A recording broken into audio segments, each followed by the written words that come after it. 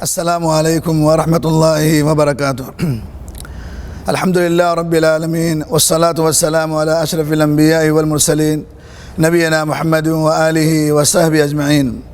معزز ناظرین و سامعین کرام، جیسا کہ ہم جانتے ہیں کہ ماہ ذی الحجہ شروع ہو چکا ہے اور ان کی مبارک ایام ہم سے گزر رہے ہیں، جو بڑی فضیلتوں والا، بڑی برکتوں والے یہ ایام ہیں، اور ان میں قربانی بھی کی جاتی ہے۔ جیسا کہ ہم سب جانتے ہیں، اکثر دیکھا جاتا ہے کہ بعض لوگ عید کی نماز سے پہلے قربانی کر دیتے ہیں، تو اس کے بارے میں شرعی مسئلہ کیا ہے؟ کیا اس کی قربانی ہوگی یا نہیں ہوگی؟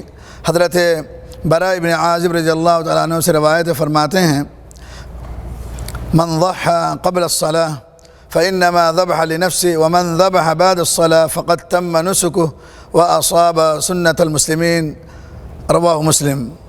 حضرت براء ابن عازب رضی اللہ تعالیٰ عنہ فرماتے ہیں کہ اللہ کے رسول اللہ صلی اللہ علیہ وسلم نے فرمایا، جس نے نماز عید سے پہلے قربانی کی، جانور ذبح کیا، اس نے اپنے نفس کے لیے ذبح کیا، اور جس نے نماز عید کے بعد جانور ذبح کیا تو اس نے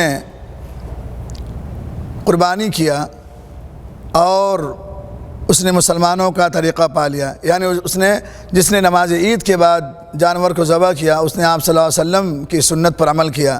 لہذا اس حدیث سے پتہ چلتا ہے کہ نماز عید سے پہلے اگر کوئی جانور ذبح کرتا ہے تو اس کی قربانی یا اس کا جو جانور جس نے ذبح کیا ہے وہ قربانی میں شمار نہیں کیا جائے گا، بلکہ نماز عید کے بعد، جیسا کہ آپ صلی اللہ علیہ وسلم کا عمل رہا ہے، اللہ رب العالمین سے دعا کرتے ہیں کہ اللہ رب العالمین سنت کے مطابق عمل کرنے کی توفیق عطا فرمائے۔